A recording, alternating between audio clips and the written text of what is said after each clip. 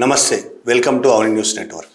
America, Israel, Iran మధ్య జరుగుతున్న యుద్ధం దాదాపు 3 నెలల పైగా దాటిపోయింది. 3 నెలలు దాటిపోయింది. ఈ యుద్ధం ముగింపు దశకు వచ్చిందనే వార్తలు వస్తున్నాయి. ఇలా ముగింపు దశకు వస్తున్న వార్తలు చాలాసార్లు వచ్చాయి. యుద్ధం మధ్యలోనే అమెరికా 4-5 రోజుల్లోనే యుద్ధం కంప్లీట్ చేసి ఇరాన్ను మొత్తం తన హస్తగతం చేసుకుందామని కలలు కన్నది. ఇజ్రాయెల్ కూడా అదే అమెరికాను ఒప్పించింది, ట్రంప్ను ఒప్పించాడు నెతన్యాహు, అది జరిగి తీరుతుందని. ఈ నేపథ్యంలో చాలా పరిణామాలు జరిగాయి. యుద్ధం ఆగిపోలేదు, ఇరాన్ లొంగిపోలేదు. 3 నెలలకు పైగా యుద్ధం జరుగుతుంది. మధ్యలో కాల్పుల విరమణ ఒప్పందం కొంతకాలం సాగింది. ఒప్పందం ఉన్న టైంలోనే అమెరికా దాడులు చేసింది. ఇరాన్ చాలా నష్టపోయింది, అమెరికా నష్టపోయింది, ఇజ్రాయెల్ నష్టపోయింది.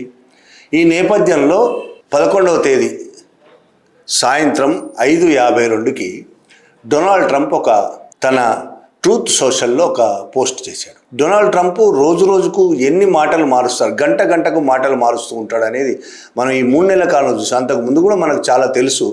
ఈ 3 నెలల కాలంలో ఎన్ని మాటలు మార్చాడు, క్షణానికి మాటలు మారుస్తూ పోతాడని చూసాం. ఇరాన్ నాశనం అయిపోయిందని అంటాడు, ఆ కొద్దిసేపటికి ఇరాన్తో ఒప్పందం కుదురుతుంది అంటాడు. ఇరాన్ మీద దాడి జరుగుతుందంటాడు, కొద్దిసేపటికే మాకు ఒప్పందం జరిగిపోయిందంటాడు. ఇక రకరకాల మాటలు మాట్లాడుతూ ఉంటాడు. అలాంటి ట్రంప్ మళ్ళీ 11వ తేదీ సాయంత్రం 5:52కి తన ట్రూత్ సోషల్లో ఒక పోస్ట్ చేశాడు. ఆ పోస్ట్ ఏదో చదివి వినిపిస్తాం మీకు. అమెరికా ఈ రాత్రి ఇరాన్పై చాలా తీవ్రమైన దాడి చేయబోతోంది. ఇరాన్ యొక్క నౌకాదళం, వైమానిక దళం, రాడారు, విమాన నిరోధక వ్యవస్థలు, దాని దాడి సామర్థ్యంలో అధిక భాగంతో పాటు అన్ని ఇతర రక్షణ రూపాలు కూడా నాశనం అయిపోయాయి.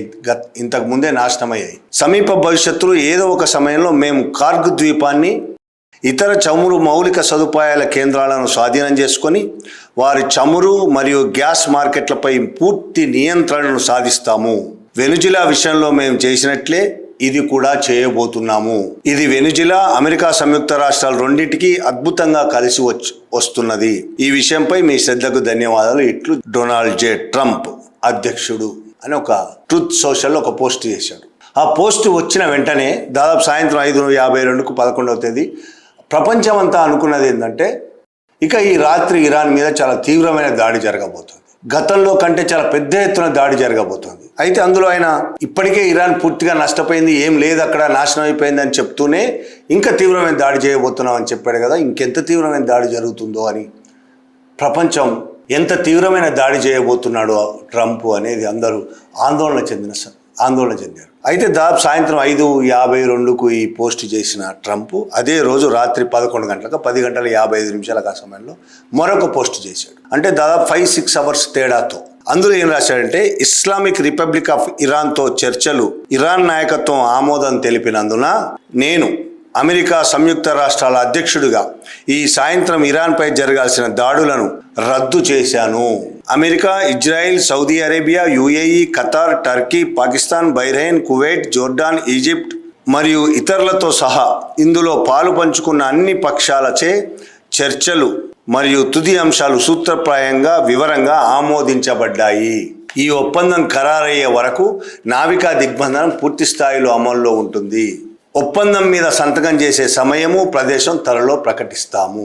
5 గంటల్లో పూర్తిగా యూటర్న్, దాడి చేయబోతున్నాము, బీభత్సమైన దాడి చేయబోతున్నాము అని ప్రకటించిన 5 గంటల్లో ఒప్పందం కుదిరింది, ఇక దాడులు రద్దు చేసుకున్నానని ఇట్లా చాలాసార్లు మాట్లాడాడు. ఈ విధంగా మాట్లాడిన తర్వాత Axios.com అనే వెబ్సైట్, అది చాలా ఫేమస్ వెబ్సైట్ అమెరికాలో. ఆ వెబ్సైట్ ప్రభుత్వానికి చాలా దగ్గరగా ఉండే, ఆ వెబ్సైట్ యాజమాన్యం ప్రభుత్వానికి, ట్రంప్కి చాలా దగ్గర అనే పేరున్నది. ఆ వెబ్సైట్ రాసిన అంశాల ప్రకారం ఒక ఒప్పందం కూడా వెలుగులోకి వచ్చింది. ఆ ఒప్పందంలో అంశాలు ఏంటి మనం మాట్లాడుకోవాల్సి. దీనివల్ల మనకు అర్థమవుతుంది ఏంటంటే ఈ 3 నెలల యుద్ధం వల్ల ట్రంప్ ఏం సాధించాడు, ఇజ్రాయెల్ ఏం సాధించింది, ఇరాన్ మీద దాడి చేసి వందల మందిని చంపేసి అనేక ఆస్తి నష్టం చేసి అమెరికా ఏం సాధించింది అనేది ఈ ఒప్పందం వల్ల మనకు తెలుస్తున్నది. ఇది 60 రోజుల మెమోరాండం ఆఫ్ అండర్స్టాండింగ్, MOU అని ఈ ఒప్పందం 60 రోజుల పాటు ఒప్పందం చేసుకోవాలనుకున్నారు. 60 రోజుల తర్వాత దాన్ని పొడిగిస్తారు. 60 రోజుల పాటు సీజ్ ఫైర్ ఉంటుంది. ఇది లెబనాన్లో ఇజ్రాయిల్ హిజ్బుల్లా యుద్ధాన్ని కూడా కవర్ చేస్తున్నది. పరస్పరం అంగీకారంతో దీన్ని పొడిగిస్తారు. అంటే ఈ ఒప్పందం ఓన్లీ ఇరాన్, అమెరికా మధ్యలోనే కాదు, లెబనాన్, ఇజ్రాయెల్, హిజ్బుల్లా యుద్ధం సంబంధించి దాడులకు సంబంధించి కూడా ఒప్పందం అమలు అవుతుంది. ఈ ఒప్పందంలో భాగం అవుతారు వాళ్ళు కూడా అనేది ఫస్ట్ పాయింట్. రెండోది, హర్ముజ్ జలసంధిని తక్షణం తెరవాలి. ఇరాన్ ఎలాంటి టోల్స్ విధించకూడదు. అక్కడ అమెరికా కూడా నావికా బ్లాకేడ్ ఎత్తేయాలి. ఇది రెండవ అంశం. ఒక్కొక్క అంశాన్ని మనం మాట్లాడుకుంటూ పోదాము. దాని తర్వాత ఈ అంశానికి సంబంధించి కూడా వివరంగా అంతకు ముందు ఏం జరిగింది, ఇప్పుడు ఒప్పందంలో ఏం జరుగుతుంది అనేది కూడా మాట్లాడడం. మూడోది, ఇరాన్ నూతనంగా ఆయిల్ అమ్ముకోవడానికి అనుమతి ఇస్తున్నది, అనుమతి వస్తున్నది. అమెరికా అనుమతి ఇస్తున్నది. ఇందులో అనుమతి అంటే ఒప్పందంలో భాగం. ఇరాను ప్రపంచవ్యాప్తంగా ఎవరికైనా ఆయిల్ అమ్ముకోవచ్చు. అలాగే ఇరాన్ న్యూక్లియర్ ప్రోగ్రామ్ మీద చర్చలు ప్రారంభమవుతాయి. న్యూక్లియర్ ఆయుధాలు ఇరాన్ తయారు చేయదు. ఇకపైన న్యూక్లియర్ ఆయుధాలు తయారు చేయదు. అలాగే ఆంక్షలు ఎత్తేస్తుంది, పూర్తిగా ఆంక్షలు ఎత్తేస్తుంది అమెరికా. ఫ్రోజన్ ఫండ్స్ విడుదల అంటే ఇరాన్కు సంబంధించిన ఫండ్స్ చాలా దేశాల్లో సీజ్ చేసింది. అమెరికా ఆ ఫండ్స్ రిలీజ్ చేయకుండా ఆపేసింది. ఆ ఫండ్స్ విడుదల చేస్తారు. ఇదొకటి. అమెరికా ఇరాన్ నెగోషియేటర్లు టెక్స్ట్పై ఏకాభిప్రాయం వ్యక్తం చేశారు. కానీ Trump, Iranian senior supreme leader ఇద్దరు అంగీకారం త్వరలో వస్తుంది, సంతకాలు చేయగానే ఒప్పందం అమలు అవుతుంది అనేది ఈ ఒప్పందంలోని అంశాలు అని axios.com చెప్పింది. ఇందులో మనం వివరంగా మాట్లాడుకోవాల్సింది ఏంటంటే, హర్ముజ్ జలసంధి తక్షణం తెరవడం, టోల్స్ లేకుండా ఇరాన్ టోల్స్ ఏం విధించకపోవడం అనేది ఒక అంశం కదా. అసలు హర్ముజ్ జలసంధి యుద్ధానికి ముందు ఎప్పుడైనా దిగ్బంధించిందా ఇరాను? అంతకు ముందు చాలా ఫ్రీగా షిప్పులు నడిచే ఎక్కంచి ఇరాన్ ఎప్పుడు టోల్స్ విధించలేదు. చరిత్రలో ఎన్నడూ కూడా ఇరాను అక్కడ ఏ షిప్పులను ఆపలేదు, టోల్స్ విధించలేదు. ప్రపంచవ్యాప్తంగా ఉన్న అన్ని దేశాలు అక్కడి నుంచి చాలా మామూలుగా ఎలాంటి డబ్బులు చెల్లించకుండా, ఎలాంటి టోల్స్ లేకుండా, ఎలాంటి దిగ్బంధం లేకుండా షిప్పుల్లో ఆయిల్, ఇతర పదార్థాలు తీసుకొచ్చుకో. ఇప్పుడు కొత్తగా ఈ విధంగా ఒప్పందం చేసుకోవడం అంటే అమెరికా గెలిచినట్ట, ఓడినట్ట? గతంలో ఏది ఉందో మళ్ళీ అదే ఉంటుంది. ఈ 3 నెలల కాలంలో అమెరికా, ఇజ్రాయెల్ ఇరాన్ మీద దాడి చేశాయి కాబట్టి ఇరాన్ హర్ముజ్ జలసంధి మీద దిగ్బంధించింది. జలసంధిని టోల్ పెడతానని ప్రకటించింది. ఎందుకు? అమెరికా దాడి చేసింది కాబట్టి ప్రకటించింది, ఆ విధంగా దిగ్బంధించింది. అంతకుముందు ఆ విధంగా లేదు. కొత్తగా అమెరికా సాధించింది ఏంది ఇందులో? ఇక ఇరాన్ నూతనంగా ప్రపంచవ్యాప్తంగా ఆయిల్ అమ్ముకోవడానికి ఇరాన్కు అవకాశం ఉంటుంది. ఇప్పుడు ఆంక్షలు, ఇందులో ఇంకోటి కూడా ఉంది, పూర్తిగా ఆంక్షలు కూడా ఎత్తేస్తారు ఇరాన్ మీద. ఇది ఇరాన్కు లాభం కదా. చాలా ఏళ్లుగా దాదాపు 2018 ప్రాంతం నుంచి ఇరాన్ మీద అనేక ఆంక్షలు విధించింది అమెరికా. ప్రపంచంలో ఇరాన్ ఎవరికి ఆయిల్ అమ్మకుండా ఆపేసింది. అయినా చైనా లాంటి దేశాలు కొంటున్నాయి, అది వేరే విషయం. మన దేశం కొనడం ఆపేసింది అమెరికా ఆంక్షలు విధించగానే. కాబట్టి ఇరాన్కి ఇప్పుడు ఆయిల్ అమ్ముకోవడం అనేది ఇరాన్కి లాభం. దీనివల్ల అమెరికా కొత్తగా వచ్చిన లాభం ఏమీ లేదు. దీనివల్ల ఇరాన్కే ఉపయోగం ఉంది. ఆంక్షలు రిలీవ్ చేస్తూ ప్రపంచవ్యాప్తంగా సీజ్ చేసిన, అమెరికా ఆపేసిన ఫండ్స్ కూడా విడుదల చేస్తారు. అది కూడా ఇరాన్కు లాభమే. ఇప్పటికే చాలా కొన్ని కోట్ల డాలర్ల రూపాయలు ప్రపంచవ్యాప్తంగా అనేక బ్యాంకుల్లో ఇరాన్ ఉన్నాయి. అవి ఆపేశారు కాబట్టి విడుదల చేస్తే ఇరాన్ ఆర్థిక వ్యవస్థకు మరింత బలం వస్తుంది. అది ఇరాన్కు లాభమే ఒకవైపు. ఇంకొకటి, న్యూక్లియర్ వెపన్స్ తయారు చేయదు ఇరాను ఈ ఒప్పందంలో భాగంగా. అసలు ఇరాన్ న్యూక్లియర్ వెపన్స్ ఎప్పుడైనా తయారు చేసిందా? ఎన్నడూ తయారు చేయలేదు. తయారు చేస్తానని కూడా చెప్పలేదు. చనిపోయిన ఇరాన్ సుప్రీం లీడర్ ఎప్పుడైతే ఆర్డర్స్ ఇష్యూ చేశాడో, న్యూక్లియర్ వెపన్స్ తయారు చేయడానికి విరుద్ధంగా, తయారు చేయకూడదు అని బ్యాన్ విధించారో, ఆ రోజు నుంచి ఈ రోజు వరకు ప్రయత్నాలు కూడా చేయలేదు ఎన్నడూ ఇరాన్. న్యూక్లియర్ వెపన్స్, అణు ఆయుధాలు తయారు చేయడానికి ప్రయత్నం కూడా చేయలేదు ఇరాన్. ప్రపంచానికి తెలుసు ఆ విషయం. కావాలని అమెరికా ఇరాన్ మీద దాడి చేయడం కోసం మాత్రమే సృష్టించిన కట్టుకథ అది. తయారు చేయబోతున్నారు కాబట్టి ఇప్పుడు ఇరాన్ కొత్తగా తయారు చేయదు అని చెప్పడంలో అర్థమేముంది? అది అంతకు ముందు తయారు చేయలేదు, ఇప్పుడు తయారు చేయడం లేదు, రేపు తయారు చేస్తానని చెప్పడం లేదు. దానివల్ల కొత్తగా దీనివల్ల అమెరికాకు వచ్చిన లాభము ఏమి లేదు, ప్రపంచానికి వచ్చిన లాభము నష్టము ఏమి లేదు. ఇప్పుడున్న పాయింట్స్ ప్రకారం axios.com చెప్పిన ప్రభుత్వానికి చాలా దగ్గరగా ఉంటుంది, అధికారులకు చాలా దగ్గరగా ఉంటుంది వెబ్సైట్ కాబట్టి పూర్తి వివరాలతో పాయింట్స్ రాసింది. ఈ పాయింట్స్లో ఈ 3 నెలల యుద్ధ కాలంలో, 3 నెలల పైన జరుగుతున్న యుద్ధ కాలంలో అమెరికా సాధించింది ఏమీ లేదు అనేది ఈ పాయింట్స్ను బట్టి, ఒప్పందాన్ని బట్టి అర్థమవుతుంది. చాలా కాలంగా ఒప్పందానికి ఇరాన్ సిద్ధంగా లేదు. అమెరికా తన షరతులకు అనుగుణంగానే ఒప్పందం చేసుకోవడానికి ప్రయత్నం చేస్తుంటే ఇరాన్ దాన్ని తిప్పికొడుతూ వస్తున్నది. ఇప్పుడు ఈ పాయింట్స్ ఏదైతే ఉన్నదో ఇది నిజమే అయితే ఈ పాయింట్స్ మీద రేపు ఒప్పందం జరిగితే ఇరాన్ దీనివల్ల లాభపడుతున్నదే కానీ నష్టపోయేది ఏమీ లేదు. 3 నెలల యుద్ధం వల్ల ప్రపంచానికి తీవ్రమైన నష్టం తీసుకొచ్చాడు ట్రంప్. కానీ దానివల్ల అమెరికా సాధించింది ఏమీ లేదు, ఇజ్రాయెల్ సాధించింది కూడా ఏమీ లేదు. చాలా నష్టపోయింది. అమెరికా ఆర్థికంగా నష్టపోయింది. అలాగే ప్రపంచంలో ఒకే ఒక బలమైన శక్తి అని ఉన్న పేరు కూడా కోల్పోయింది అమెరికా. ఇప్పుడు అమెరికా అంత బలమైంది కాదు అనేది ప్రపంచం నమ్ముతున్నది. ఇరాన్ మీద కూడా దాడి చేసి నిలబడలేకపోయింది అమెరికా అనేది ప్రపంచం నమ్ముతున్నది. ఇరాన్ దాన్ని తీవ్రంగా తిప్పికొట్టింది, కకావికలం చేసింది అమెరికాను. నష్టపోవచ్చు ఇరాన్, చాలా నష్టపోవచ్చు కానీ అమెరికాను కకావికలం చేసింది.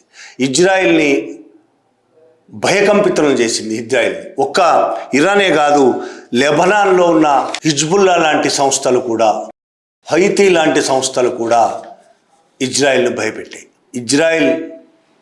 ఇజ్రాయెల్ కూడా చాలా పవర్ఫుల్, ప్రపంచం నమ్ముతుంది చాలా పవర్ఫుల్ అని.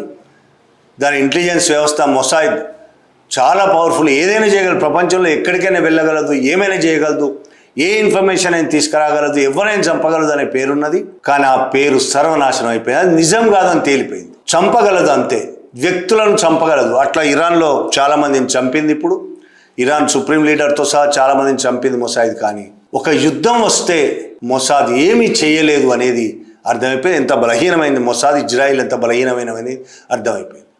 ఈ యుద్ధంలో అసలు యుద్ధం ప్రారంభించింది ఒక రకంగా ఇజ్రాయిల్ అయితే, అమెరికా దానికి లాక్కొచ్చి తన లాభాల కోసం, తన ప్రయోజనాల కోసం ఇజ్రాయిల్ ఇరాన్ మీద యుద్ధాన్ని తీసుకొచ్చి ఇరాన్ మీద దాడులు చేసి ఇవాళ చివరికి ఎటు పాలుపోని పరిస్థితుల్లో ఓటమి పాలయ్యి దారుణమైన పరిస్థితుల్లోకి దిగజారి అన్ని రకాలుగా నష్టపోయి ప్రపంచవ్యాప్తంగా ఉన్న పేరును కోల్పోయి ముసుగు తొలగి, చాలా బలవంతుడు అనే ముసుగు తొలగి అసలైన రూపం బహిర్గతమైన తర్వాత చచ్చినట్టు ఇరాన్ ముందు లొంగిపోతున్నారు అనేది అర్థమవుతుంది. ట్రంప్ కానీ నెతన్యాహు కానీ. సరే, ఈ ఒప్పందంలో నెతన్యాహు భాగస్థుడు అవుతాడా లేదా ఇంకా తెలియదు. ఆ విషయం ఇంకేం ప్రకటించలేదు. నెతన్యాహు భాగస్థుడు కాకపోతే రేపు మళ్ళీ యుద్ధం కొనసాగదని నమ్మకం ఉందా? నెతన్యాహు మళ్ళీ ఇరాన్ మీద దాడి చేయడా, లెబనాన్ మీద దాడి చేయడా చెప్పలేము అది. కానీ అమెరికా మద్దతు లేకుండా నెతన్యాహు ఏదైనా చేస్తాడు అనుకోవడం పొరపాటు. చేయలేడు, బలహీనుడు. ఇజ్రాయిల్ బలహీనమైంది అమెరికాతో పోల్చుకుంటే. ఇప్పుడు ఇరాన్తో పోల్చుకున్నా చాలా బలహీనమైంది అనేది అర్థమవుతున్నది. అయితే ఈ మొత్తం యుద్ధంలో ఒక్కటి తేలింది ఏంటంటే ఇరాన్ చాలా బలమైనది. ఇరాన్ ఆయుధ సంపత్తి పరంగా బలమైనదా, టెక్నాలజీ పరంగా బలమైనదా, వ్యూహపరంగా బలమైనదా, ఏదైనా కావచ్చు. కానీ ఇరాన్ వెనకడుగు వేసే ప్రసక్తి లేదనేది నిలబడ్డ తీరు అది దాన్ని గెలిపించింది. భయపడకుండా, లొంగిపోకుండా నిలబడ్డ తీరు దాన్ని గెలిపించింది. ఇవాళ ఇరాన్ విజేత, అమెరికా, ఇజ్రాయిల్ ఓటమి పాలైన వాళ్ళు. రేపు ప్రపంచంలో బలాబలాల్లో మార్పులు వచ్చే అవకాశం కూడా యుద్ధం కల్పిస్తున్నది. ఈ యుద్ధం అమెరికాకు, ఇజ్రాయెల్కు నష్టం కలిగించడమే కాదు, ఇరాన్కు నష్టం కలిగించింది. ప్రపంచంలోని దాదాపు అన్ని దేశాలను సంక్షోభంలోకి నెట్టింది ఈ యుద్ధం. సాధించింది ఏం లేదు ఈ యుద్ధం వల్ల. ఏ యుద్ధం వల్ల కూడా ఎవరు ఏం సాధించలేరు, నష్టపోవడమే తప్ప. ఈ యుద్ధం వల్ల భారతదేశం కూడా చాలా నష్టపోయింది, సంక్షోభంలో ఇరుక్కుంది. ఆయిల్ సంక్షోభం, గ్యాస్ సంక్షోభం, దానివల్ల ఇతర వస్తువులు కొరత, ధరలు పెరగడం, రకరకాల సంక్షోభాలను ఈ యుద్ధం వల్లనే ఎదుర్కొంది. ఇప్పటికీ ట్రంప్ లాస్ట్ స్టేట్మెంట్ ఒప్పందం జరుగుతుందని, లాస్ట్ స్టేట్మెంటు 11వ తేదీ రాత్రి ఇచ్చిన స్టేట్మెంటు, తను చేసిన పోస్టు ట్రూత్ సోషల్లో. అదే చివరిదైతే చెప్పలేం. డొనాల్డ్ ట్రంప్ ఏ క్షణానికి ఎలా మాట్లాడతాడో తెలియదు కాబట్టి అదే చివరిదైతే ఈ ప్రపంచం మళ్ళొకసారి దాడులు, యుద్ధాలు లేకుండా ఆగిపోతుంది అని అనుకోవచ్చు. ఖచ్చితంగా చెప్పలేం. బహుశా డొనాల్డ్ ట్రంప్ ఇదే చివరి స్టేట్మెంట్ కావచ్చు యుద్ధానికి సంబంధించి. లేదు రేపు మళ్ళీ నేను అమెరికా మీద ఇరాన్ మీద దాడికి పోబోతున్నాను, సర్వనాశనం చేయబోతున్నాను, నాగరికతను మొత్తం నాశనం చేయబోతున్నాను, ఇక ఇరాన్ అనేది ప్రపంచ పటంలో ఉండదు అని మాట్లాడవచ్చు అనే ఒక పోస్ట్ పెట్టొచ్చు. ఏదైనా మాట్లాడతారు, క్షణానికి మాట మార్చే రకం. కానీ ఇప్పటికున్న యాక్సియోస్ చెప్తున్న వార్తలు, ట్రంప్ చేసిన పోస్ట్ ప్రకారమే అయితే యుద్ధం ఆగిపోబోతున్నది. ఈ యుద్ధంలో ఇరాన్ విజయం సాధించింది. అమెరికా ఇజ్రాయెల్ ప్రపంచంలోని నెంబర్ 1 దేశమైన అమెరికా, దాని తొత్తు ఇజ్రాయిల్, ఈ రెండిటి దాడిని ఎదిరించి 3 నెలల పాటు ఎదిరించి నిలబడి విజేతగా నిలబడింది. ఆ రెండింటిని చిత్తుగా ఓడించింది అనేది ఈ 3 నెలల యుద్ధం రుజువు చేస్తున్నది. Thank you very much.